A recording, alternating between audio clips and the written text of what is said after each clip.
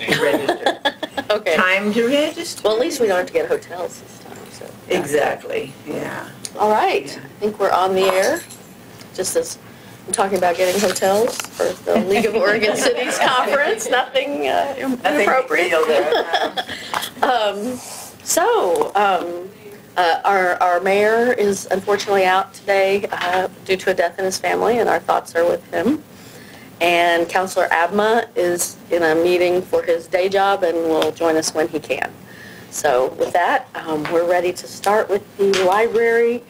I assume, actually, I was going to ask the city manager this. We have the CD director list in here, but we're not going to talk about that. Is that going to be a routine part from here on out? Okay. In part because we wanted to help the community be able to access the information we've been providing you around what kind of development pressure is coming and sort of what's going on. Yeah. So we included in the packet. Great. Yeah, I think it's great because I'm always like, what's going on with X? In fact, what's going on with the library? But before we get to what's going on with the library expansion, we'll hear about the library board. Yeah. So welcome to Katie Newell and Jason Price, who's the library. Jason Price is our new library board chair, and so really it was like last month. And so I said, oh, good, you get to come to this. And so this is his first one, hopefully not the last one. And we really, Jason is going to start off. So I guess Katie's provided you all with a packet that has some information. I'll start. We proposed 2 updates to the bylaws. Those are highlighted. Basically that the board help the library be responsive to community needs now and in the future, and that efforts will be made to have the library board be representative of the diverse population that makes up Milwaukee. So those are proposed by the board. RFID tags. Well, wait. Should we talk about that one? Yeah, yes. I mean, are there any comments? Because I will end up having to do a resolution. Yeah, I actually did have a couple. Sure. Thank you. Let me go back up and look at this other one. And you got a copy comments on the bylaws? Yeah. Okay. Yeah. Okay. I just wanted to make sure I didn't have any on the first one, but my comment on the second one is the way it's written. It says. So hold on just a minute. Represented efforts. It's in yellow. The diverse population that makes up Milwaukee, and because we've added that other piece about we didn't add, but it's in there about number B within the service area of the North Clackamas School District. Right? Should we say something like the diverse population that makes up Milwaukee and its surrounding area? Its service area. Or its service area. Yeah, or the service area. Something that speaks to that. Mm-hmm. Yeah, and then I had another question on the bylaws, but it isn't about any of the changes. On number B, it says the board consists of 7 members.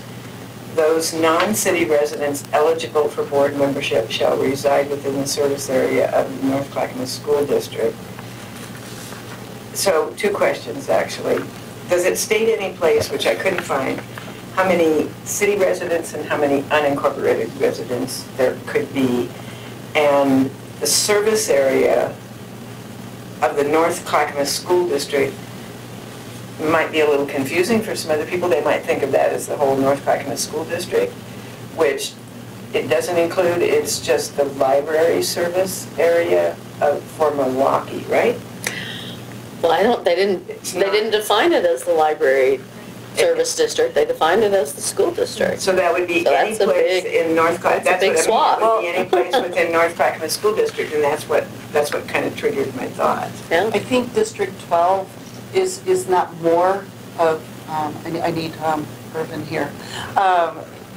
They didn't have it as a service area because that kind of has changed and will keep on changing. So they said the North Clackamas School District. But that would mean anybody in the North Clackamas School District could be on our board. And are we okay with that if that's the way it is? If they live out in Happy Valley or the edge of Damascus or, because those aren't in our library service area. Yeah, we did talk about this, and one of our, members was asking about the North Clackamas School District 12. And the way I thought was explained was that that is pretty much the Milwaukee area. So is that not correct? Is that not? If it's, I have no idea. there may be a That's what I don't know. There may be a differentiation between using the terminology school district number 12, although I've always heard the whole school district spoken of that way. Maybe That's number 12? Maybe we could look that up, yeah. And the school district itself includes all of the unincorporated area, all of Happy Valley, all of Milwaukee, and the edge of Damascus, or what, was Damascus. So that's, I mean, but it's, the library service district is different right, than that. it is different, and it And might be that you want to that's fine. define it by the library service district. Yeah. I mean, I could think as a practical matter, we do the interviews and we do the selections, so if somebody from Happy Valley wants to apply, we're not compelled to put them on the board. But then again, why give the expectation that you might be considered if we're looking at our service district, our Right. library service district? Right. Do you know right now, are any of the members from outside Milwaukee? Yeah, They're outside of the city, There are some, Yes. yeah. but there is no set number that you have to have two. Yeah, and I think in some of our committees, we've got wording There's a something like max. that, On that, planning commission, no there's a more max. than Yeah. X numbers, Yeah. live outside the city, but I couldn't find that anywhere in the library. It has bylaws. not in the past been an issue. And the library is a little bit different than most of our other committees because its actual service district that it gets paid for includes such a large part of the unincorporated. And I understand that, but I just, but I would be concerned about it saying. Well, all of what the North maybe we Clackamas could School change it District. to eligible for board membership shall reside within the library service area Library service. of Yeah. North Clackamas, and then that way it's kind of saying it's those The that within Milwaukee Library Service, because Yeah. every city has its Yeah, the own Milwaukee library service area. service area of, now do you want me to take out the North Clackamas? Yeah. Of Because- Milwaukee. That'll just create Um, confusion.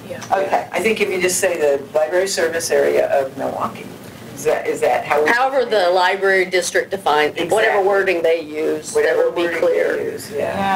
Yeah. Milwaukee Library Service. And if it District changes, is- someone wouldn't necessarily be kicked off. Is that your No. concern? Well, about I know because like it one of our changes? members right now that is on is technically in the Oak Grove Right. area. But that may she still be uses part our of our library service all the area. time. So if we kept it as the North Clackamas School District, she's able to serve on our library because this is the library she uses. This is the one her husband uses, that their family uses our library. They don't, and they're right on that border. Well, I have friends who live in Selwood who this is the library Yes. they use, so are we gonna let them on too? Because it's a great library. It is. It is So, one of those, that's for sure. And then, maybe moving forward, but, she's Yeah. very active. Oh, yeah, She's we our will. Oh, outback definitely, I mean, representative. certainly, yeah, Grandfather people. absolutely, Right. absolutely. Yeah. Okay, then we will change that, and the board, we did talk about that, but we didn't want it to limit it too much, because technically, who is gonna, from Happy Valley, want to come down to our meetings, but, Well, you don't know, somebody might want to, or somebody from Oak There are Grove. troublemakers out Yes. there in Happy Valley. You never know. okay, so we will change that to within the service area, the library service area of the city of Milwaukee. Yeah, yeah, or however it's defined by the county. Letting a library service, For yeah, funding. I mean, of the city of Milwaukee, we don't want it to be confused that we're saying it's Sort of been the restricted Milwaukee further library by service. saying it only if you live in the city of Like, what does the Milwaukee. county call it? Is it the Milwaukee Library Service District? Then that's what we what we use. should say. Yeah, Okay. whatever the. I'll ask how. And then in number F, are you okay with adding Mhm. after Milwaukee and its And its service area. Yeah, Mhm. yeah, Thank you. that's a good catch. Yeah, That's all. thank you, Wilda. Any other comments on the No. bylaws? they look- Okay, they're yeah, great. no, I think they look great. Okay, Library's great. Yeah. so now we'll let Jason go on to RFIDs, which we've been hearing about for a couple years now. It's happening. They are in the books and. Oh, they are? Live Oh. by July 31st. The books have all been, Not all, Oh, that's but most- an ongoing task. is going to go live the week of the 31st of July. So I think we are getting our self-checks on that Thursday, August the 3rd, I believe that, yeah, the 3rd. And so we will have our self-checks in. Oregon City already has them. They've been kind of our, the beta testing, so people have been using them there. Any problems that they come up with, they are passing on, and little suggestions of how to handle the problems that have come up. Have not been a lot. Most of the people know, they've been using them in Multnomah and Washington County for years. So we're very excited. This has been going on, I know since I've been here, but like 25 years they've been trying to get this. Really? So we're really excited that this has finally come about. Great, great. That's a long time. And are we ready to set slides? Well, not Sure. building project. The building project, but it says will be We'll be discussed. discussing that at the, Yeah. these are just things that are going on at the library that the board has been active in. on. Children's programs, and I just wanted to highlight that right now, summer reading, last year in the month of June, they had 1,813 children sign up. And a lot of that, we were so excited with that number last year. This summer in June, we had 2,482 teens and kids sign up. And so we're just like, wow, it just keeps on growing. So the children's librarians have been doing lots of outreach. They're going out to different schools and doing programs there. They're actually signing kids up or having some of their we've been at so many events to be able to sign up, and you can tell now we have close to 2,500 signed up in the month of June. So, and this will come up with a friend, which we'll just move on to the friend. They support us so greatly, and it's through the plant sale and the book sale. Those were the main ones, but the last couple of years, they've been going to the farmer's market on Sundays. And they are averaging $800 every Sunday Wow. of used books. Wow. They've been now going to First Friday, and the last one, they had $500. So one weekend, they raised $1,300 for the library. And it just goes to the library. There's no overhead. These people just volunteer, and they're just fantastic. We're very, very lucky. They pay for our summer reading prizes for the adults. They give free books. This is a change we made last year. Usually, summer reading, you sign up and you, okay, I'm going to read books for the summer, and then you come in at the end and you get a book if you have completed. Last year, we are giving books out when you sign up. So you have a book, because some of these kids don't have books, and this way they have a book at least to start out with. And so the friends paid for that, and it's been fantastic. Kids they're so excited because they get to pick out the book. And, Gianna has this great selection of books, and it's all ages up through teens, that they get to pick a book and take it home with them. The adults are kind of like, Where's my book? okay. Yeah, we didn't do those yet, so maybe next year. They also pay for the cultural forum programs that we'll show later. The first Saturday and the summer concerts, they pay for those. They pay for the cultural passes, our Lucky Day collections, both books and DVDs, which gives us a huge flexibility, because we don't have to put them as a circulating, because our friends are paying for those items. So you have to come to our library to check them out. We're not obligated to send them out for holds anywhere. Mm-hmm. So by having the friends pick up that, it leaves us a collection that people can look at. So that's been big. The Kindle, they upgraded the Kindles to Kindle Fires. They paid for that. And we have Spanish titles now on the Kindle Fires for people to take out. And anytime we come up with something, they're, okay, we will do that. And they just sell more books, or, it's, to me, I've never been associated with a friends group that has been so supportive, and it's been wonderful. So before you move on from the Friends, Yeah. Do we have a prognosis for when their bookstore is going to be? So I have signed the Really? contract, and we have the contractor coming in to do those improvements. I don't know what day they're supposed to be done, but they are officially under contract for the reconstruction. So in the next couple months? Yeah. Yeah, great. I'm sure they'll be happy to have that. We're hoping 2 to 3 weeks. Yeah, oh wow. I was going So- to say, Katie and I would like it to be Yesterday. or like 3 months ago would actually be. Well, Yeah. this happened, the accident was September 1st. And Oh. because it was September 1st, I can remember. If it had been like the 3rd or something, I wouldn't, but September 1st, I can remember that. But yeah, so, yeah, we're A year, just to. yeah, it's almost a year.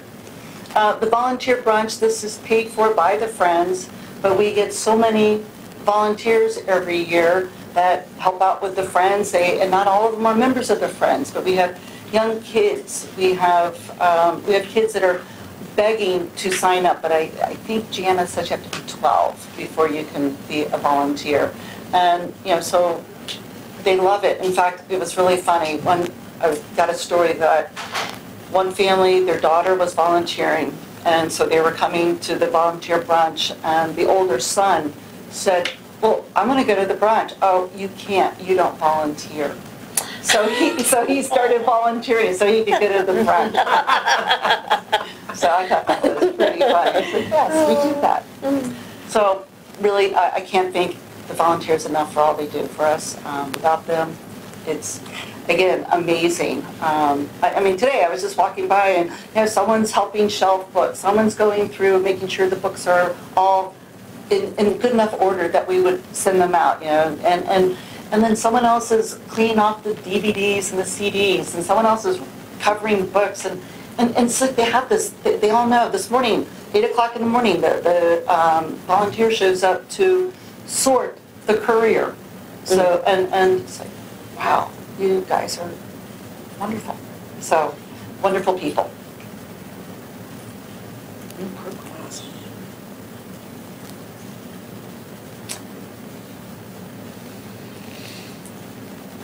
We have some new programs that we're offering, have offered this year. A seed swap was one.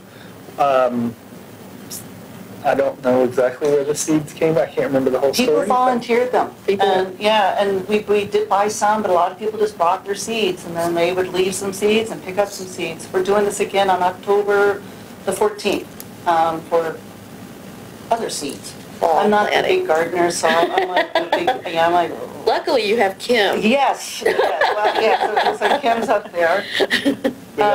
We also added some daytime programs for adults, including an adult book club and gardening programs. We have heard from some of the people that are like, I can't, 7 o'clock's too late, I don't like to go out, and so they're with them, so it's been nice that we can. See, and I'm the opposite. We realize that. But I've gone to some of the evening gardening programs. In fact, I went to the worm composting one, which was not particularly well attended, but it was very good presentation, and those of us who were there really got a lot out of it.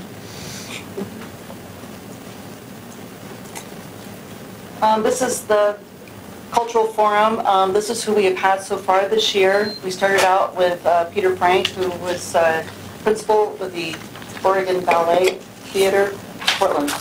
Hey, OBT, you were Yeah, right. Oregon. And, we try to say that it's not just book reading. The ones that we have coming in the second part are all authors. But Carrie Atkinson from Sakatumi came. It was so well attended, and she gave everybody a pair of socks. Wow. And she was just wonderful. I love their socks. Yeah, and she was So just fun. marvelous, just told everybody her beginnings and how she made this $10 million company and stayed here in Milwaukee. So I have her socks, so I was really happy. Do you ever move it when you think you're going to have a big crowd, or you pretty much stick with the pond We house? have been sticking with the pond house. A couple of years ago, we did play with the idea of moving it. We did go over to the Black theater, of The black box? hole. Yes. Black box. Yes, black box, black hole. To the black box over, and the people couldn't find it. People just wouldn't go there. Yeah. And so we decided, you know what, we're just gonna tough it out and stay at And the courthouse. church didn't pan out. I know they used, the poetry people use the church sometimes. They use that because it's First Friday, and so that they'll be closer over there. We have Pulp Stage on Thursday. This Thursday, they do 10-minute plays, and they're all like science fiction kind of, so it's kind of a fun thing. Lydia Yuknovich, The Books of Small Children, she's going to be speaking in And she's a pretty September. big name, Yes. actually, in the local. She could draw a crowd. I'm hoping she does. Then Diana Abu Jabbar, she wrote Life Without a Recipe, and Wendy Wagner, An Oath of Dogs will be in November. So we have the rest of the year. And we were kind of like, how many years do we go out until we know the status of the library? But then we're thinking we'll still have the Pond House so that we can keep on doing our programs. Stats. Summary. Oh, this was not handed out to you. I have copies for everybody. This is just a stat sheet that Joe Sanford had started back in 2000, and I just kept it going. And you can see our ups and downs. We've gone up some years, gone down some years. I think we've done pretty well considering that we had the opening of Happy Valley and Oregon City, and they did not totally kill us. You never know when new libraries open how they're going to affect your attendance and circulation. And so you No, it doesn't look like they affected it at all. You know, our program attendance is still rising. You know, patron visit dropped a little, but not considerably. And our circulation has gone down a little bit, but again, nothing that we were concerned And that about. includes, that circulation includes ebooks? Yes. Yeah, I was going to ask that. So you can, I mean, obviously from the notes here, you can keep track of how many ebooks are downloaded. We circulated over 22,000, close to 23,000, no, 22,900. Yes. Oh, is that on here? Yeah. Yeah, it is. And- It's on the- Oh. That's a huge, when we were very first doing ebooks, a lot of the different libraries were like, oh, well, it's 15% of our collection. I'm like, it's 2 of ours. But we're going up. I think we're in double digits now, so I'm really excited. So people are starting to use it. So when folks use it, as I do, I use it a lot, and so I look for a book and they don't have it, I mean, it's not available, it's not at the library, so I do that little thing that says put in a request. So at some point in time, do those get looked at, and when they can, they get? Yes, we get lists Get of lists, how many okay. books are on hold. Oh, okay. And then if we have, usually it's 3 or more, we go ahead and order a copy. Yeah. The ones that folks say, oh, you don't have it, so, yeah, the request ones, okay, yeah. Yeah, I'm always surprised, I think one of them right now I've been holding for about 3 or 4 months. I mean, Yeah. that you've got it, but I'm like 117 out of, whatever, and there's like 6 copies available. It's one of James Patterson's. I was gonna say, which books, so- book are you looking at? Yeah, it's one of James Patterson's, and it's pretty popular, yeah, so, yeah. And I just wanted, before I show the board, this is something that the ALA, the American Library Association, now it goes back to 2009, but it's what is your library worth? And so I put in, how many adult books were borrowed and YA and children's and and it came out, and they have assigned values, and I think the assigned values go back to 2009. I don't agree with all of the values because I know we're spending more than what they have estimated, but that's okay. It's just to show you that your library is worth over $16 million if we had to, people had to pay for that themselves. Programs, museum passes, the cultural passes, the different programs, the children's programs, computer use, and that one I didn't even include access to the Wi-Fi that people come in and use now. I just did it based on actual computer sessions. So I think we're doing very well, and I think we're a huge value to the city. Community, yeah. 16 million a year, that's important. Yeah, that was just this year's. Yeah, Mhm. yeah. And this is the new board. And they will be serving you this year. And all of them are really excited about the library.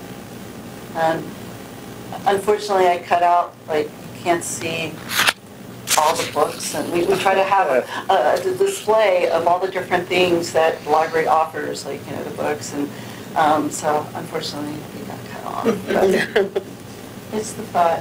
And just in closing, the Pew Research Center just put out this June 21st, last month, they put out millennial, I can't ever say that word. Millennials. Thank you. I had to coach him, please. I can't say that word.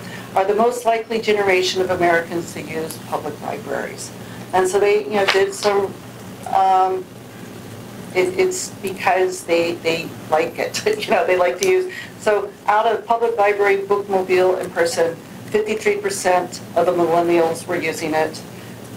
Public library website, 41%, way over what any other group was. So it's encouraging as they keep on saying. It is encouraging. I would have Yes. actually thought that it would be the way older folks would. Yes. We all grew up with libraries, and they were the heart of communities, and that's just where you went, and it's what you did, and it's where activities were, and, you know. Yeah, no, That's really- millennials that's were the really highest amazing. with 53. 45% for Gen X, baby boomers was 43%, and 36 for the silent, which is 71 to 88. Yeah. And I was like, I never heard of the silent one. Yeah. You know. Only most of us aren't too silent. Yeah, well, that's they haven't been here, so. Well, and I was gonna say, your Facebook stats too were younger. I mean, they weren't all millennials, but the bulk of them were under 45, which I thought was interesting. I would have thought. Yeah, so I think good. that's really good. Well, thank you. Look at this, we went to a half hour. Thank you very much. Sure. Thank you, Jason, for coming. Thank you. Thanks, and congratulations. Where's Katie going? Isn't she Oh, I staying? know. It's just like, Not going anywhere. Oh dear, did I turn, okay, I'm just gonna like walk away from this. There. Is there a different one? This is City of Milwaukee. I don't think we have any Slides.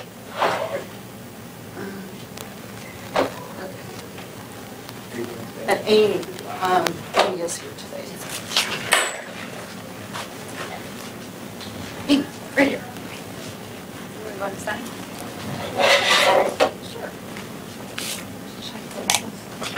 it. We're not going to be using it. They can see. Okay, so our next item is library construction project update. So I wanted to start by introducing Amy Winroad. We've had a project team change since the last time I believe we presented to council. And so we've changed the third-party project managers, and we've gone with Plan B, and Amy is our primary representative. So she is here today, and we are actually going to let her take away the primary bulk of the presentation for you all. Thank you, Haley. It's nice to see a few familiar faces and nice to make the acquaintance of the new ones that I'm seeing here today. We might be told to Yeah. get a little closer yeah. to the mic. Get the Closer mic. to the mic. Yeah, thank you. Is that better? About that? Yeah. Okay, great, thank you. Well, after listening to Katie's presentation, I think there's probably no mystery that this library is a very well-loved, an amazing community resource. And I have the great honor of joining this project team moving forward to see what the next iteration of the library is going to look like. I understand that you probably have not had an update on the library in quite some time. I came on board, Plan B came on board in May. And although we only came on board in May, I can assure you that the time in between the last report and today has not been spent idle at all by this project team. There's been no endless amount of due diligence that has been completed, no endless amount of research that can be completed. A lot of that is in part because you need to do a lot of upfront planning in order to have a successful project. So where we've been is that we've actually done the library program, which is basically complete at this point in time, done other due diligence with various studies. We've recently completed, had an arborist out to do a tree health survey. We've got some preliminary results. We're still waiting for the actual results. And then we most recently had a geotech come out to do some boring so that we could understand what the soil conditions were currently on site, which is very important as you're moving forward for design so that you can understand if there's any concerns in any of the areas of the site, like where we might want to avoid, or if all goes well, then everything's going to be fine. So right now we're waiting for tests. We did get something preliminary that looks decent, but until we get our test results back, I cannot comment for sure on what those conditions are. In the meantime, one of the other things that has been completed was a building assessment study, and my goal here is to give you the Reader's Digest version of it, which is basically, we felt it was very important to understand what the current condition of the library is. As many of you probably already know, it was built in 3 different eras. That presents several different complicating factors. One of the things that we're looking at is, by and large, most of the library, by today's code, is out of compliance at this point in time. Again, probably already aware of that. And most of the systems at this point in time are actually at the end of their useful life, so they're looking at needing to be replaced at this point in time anyway. The other thing that we're looking at is it's seismically, it does need reinforcements as what it is right now. If there were an earthquake, you would want to just evacuate the building. But because of the different eras that this building was completed in, the seismic reinforcements would be very, very complicated, very costly, would probably make for some very difficult environmental areas within the library. You just wouldn't have the same quality of space if you were to do the seismic reinforcements. And that is partly what brings us to you here today, is that what we're looking for is a bit of direction. In doing all this due diligence, what we've come, and I did bring a copy again of our staff report, we have come to look to you for direction on whether or not we should complete phase construction or if we might want to consider temporary relocation. So I'm not sure. I'm sure we all read it. Well, Yeah. we actually just printed new ones because there was Okay. Is there new information? just minor updates. The version that ended up in the packet had a had an incomplete sentence which had been updated but got lost in the Lisa didn't catch it. I did catch it actually, but I wasn't. The alternative, yeah. So it's more like the perfectionist in us decided that we needed to give you a clean version with grammatical correctness. I couldn't let it go. Sorry. So it was unclear to me from the staff report whether what you really are saying about the seismic thing is we really need to scrape the whole thing off. We're not going to keep any of the old library, or we are still going to try and keep some of the old library. Well, at this point in time, that's up to design. Partly why we're here is because we need to get movement on design, so we need to understand what we're doing. Seismically, yes, it will be very costly. So basically the first step in that decision tree is whether or not we're phasing or we're relocating, because if you're phasing, you basically need 2 fully functional buildings, and that creates, so you need bathrooms in both areas, and you need ADA access in both areas, and you potentially need elevator situated to service both areas. Whereas if you have one building, your design can be a lot more efficient because you don't need all of that during construction. And so once we have that answer, that will then lend itself to whether or not we completely scrape or whatnot. But the project team, based on the due diligence that we have, will most likely make a recommendation which will have a substantially improved building, if not completely improved building. Does that answer your question, Lisa? Council gets to give some input here. Yeah. part of this is that staff is telling you that it's going to take a lot if we want to try and salvage parts of the building. My understanding, I wasn't here at the time, but my understanding is that we knew that to an extent, that this was going to take a substantial amount, but that I asked that question repeatedly the last cycle, like 4 or 5 years ago, and never got a good answer from the consultants that did that project. When Scott Churchill was leading the group, I asked that 3 or 4 times, like, have you done the seismic testing? How much of that building is really salvageable? Oh, well, I got a lot of song and dance and no. anything is salvageable. It just, You tell us it that you just, want it, right? It's going to be expensive and it's not going to look pretty. so, Right. so. It doesn't look all that pretty now. I agree with you, but I'm just saying, Okay. there are ways that you could do this if you wanted to. Staff doesn't want to presuppose that that's where council wants to go, so they're telling you right now, it's not going to be good. Well, and the first step is whether or not you want that phase. The project team was originally operating under the impression of a phased concept, which again has a lot of design implications. So we're here to get direction, and we're making the recommendation that we don't phase it and that we do a temporary relocation. I may have just stole your thunder. That's fine. So, but based on the staff implications that Katie can speak to, and the safety concerns for citizens using the facility, the recommendation currently would be to do a temporary relocation, which we believe will have some cost savings. We have a very conservative cost savings, which were in the staff report. We believe there will be additional cost savings, but we can't estimate those yet. But we do have evaluated several options for temporary relocation and believe we can build it into the current budget. And will you speak to the library construction task force, what the response was when we had this conversation with the community? Because I think that's an important part of. Yes, thank you, Councilman Faulkner. So yes, the task force ended up, they listened, they got a more thorough report of the building assessment. They did ask a lot of very thoughtful questions, and at the end they did come to a unanimous decision that, recommendation that we do temporarily relocate for the betterment, again, because the thought process being that knowing the implications with the safety, health, noise, parking situations, many different factors, as well as the overall quality of the end product, that was where they felt the best decision was going to be.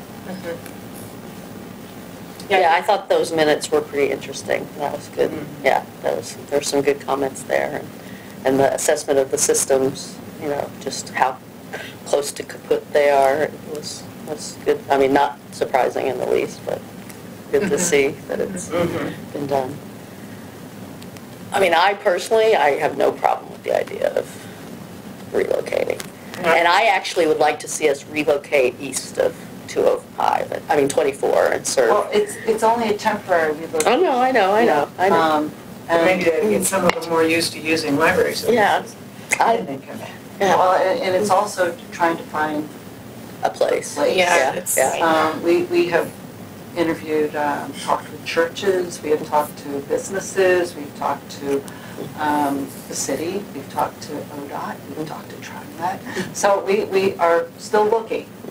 We have not found the perfect We've place talked to yet. the school district and plan to have some discussions with NCPRD as well. So this is a wild idea, but have you talked to Clackamas Community College about, because their new facility will open on the Harmony campus in September, and right now there are all those temporary units that are still on site. Where is it located? On Harmony Road, at the Harmony campus. Oh, okay. Where the 1 3-story building is and the other one's being Are you completed. suggesting putting the library there, or just you're suggesting getting there? Putting the library in those temporary That's not in Milwaukee. facilities that are there. Is it our service area though? It's pretty east, and we're going to be annexing them in.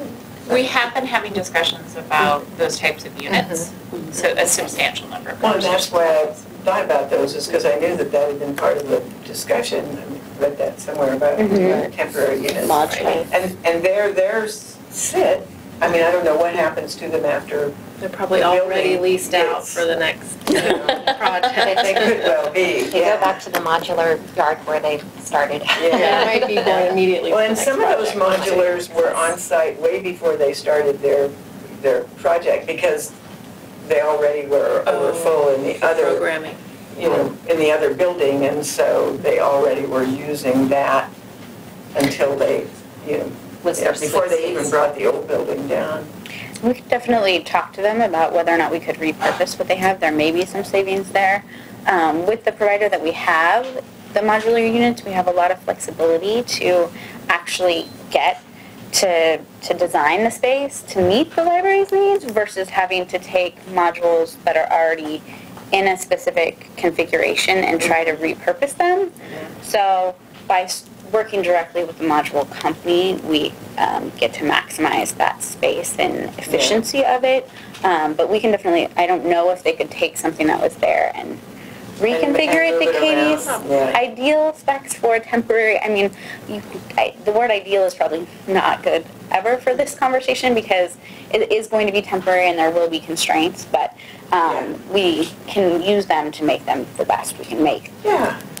I would love to, I mean, if there were a way, I don't know what, the planning requirements would be, but, like, do you have to have a paved parking lot? Or could you put it temporary use on a place that didn't have a paved parking lot? For example, I think, like, the McFarland site would be an awesome location Yeah. because it's very central.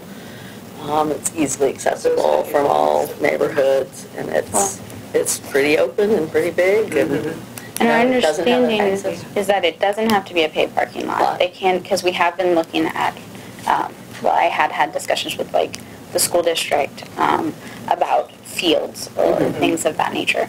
We do have to look at parking and accessibility of these areas. So, I mean, if it was too unfinished, that might be difficult, but it isn't the ADA accessible. ADA accessible.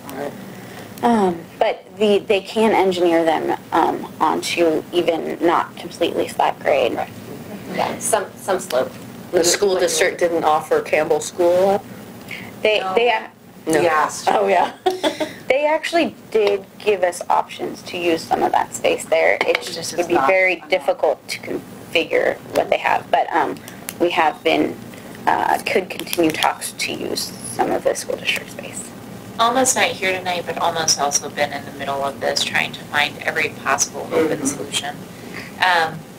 At this point, we may end up at the one that'll take us, right? So I also just want to sort of pre-prep everyone that this may be, it's not a long period of time. We're trying to find a solution that just gets us functional and creates a safe and somewhat pleasant experience both for our employees and our patrons, because that's really important. This is a service we provide that we're proud of, as we just talked about. So I basically looked at the team and said, find us something that works.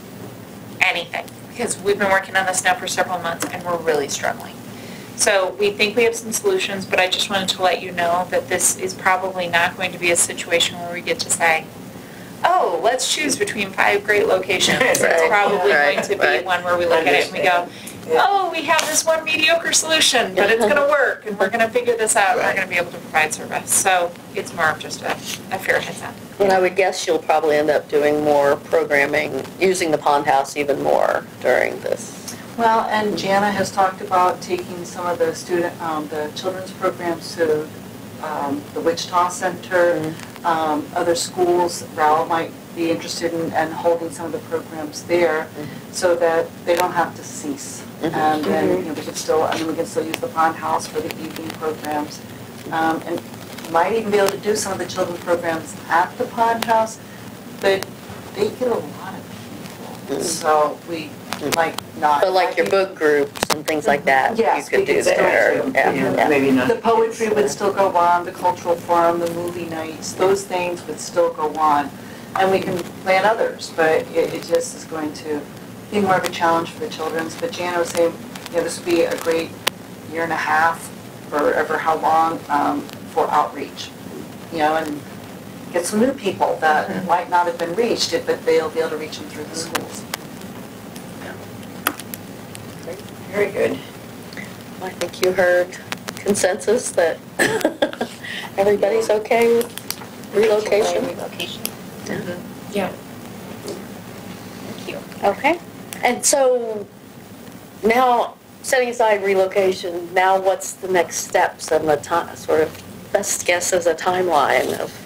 So now that we have consensus and comfort with the idea of temporary relocation, that actually allows us to set the architects free on actually getting into the hard design, which everyone's super anxious about because we all want to see, the project actually come to fruition. So at this point in time, given the timelines that we're looking at, we are pretty confident that come summer of 2019 that the new library will be completely open. So construction will be completed and the library. Summer of 2019. Summer of 2019. Wow, okay. 2 years. Well, yeah, but the summer's half over now. Yes.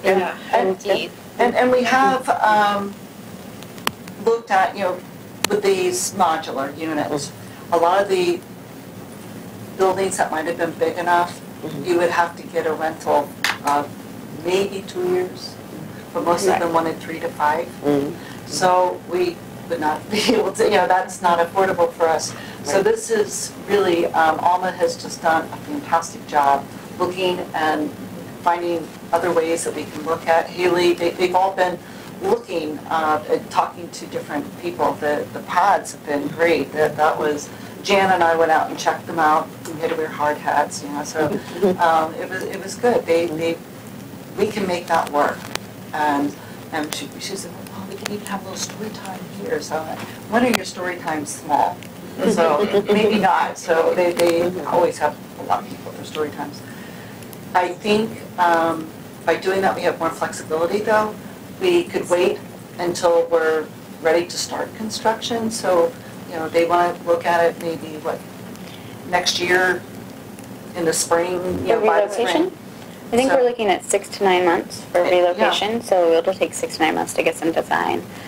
And we're looking at a year construction period, but if we're able to relocate 3 to 6 months before that, they can start with the demo and maybe cut down the construction time. So, and like Katie was saying, with the pod concept, we don't have to sign a lease now just to save the space, and we can have them engineered to be in place for whatever the design timeline speaks to. Yeah, and we asked the guys, so if we're done early, you just let us know and we come pick them up. And we don't get charged for any additional months. So that, in that respect, that would seem like the best solution. So now it's just finding a site. Come on. And we do have some viable options. Yeah. I really appreciated the team coming together and pulling this together for you guys. It was a little messy. I was new. I'm going to own it. So we also were trying to figure out what the right composition was and the right team. And the 3 of these lovely, wonderful individuals have really picked this up and made it happen. So great work, you guys. And Yeah. and Alma. Yeah, Alma's Alma's been incredible. Absolutely. Sorry. Well, thank you very much for your time. We appreciate your comments and consensus. That I will I look forward to the next step. Oh my goodness, we're never done this early. There must be something else we need to talk about. Sorry, you guys have to go on break.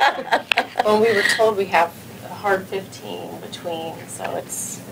You got a hard hour. Hour. It actually Doesn't bother me. It's what I call downtime. What are you going to do with your downtime?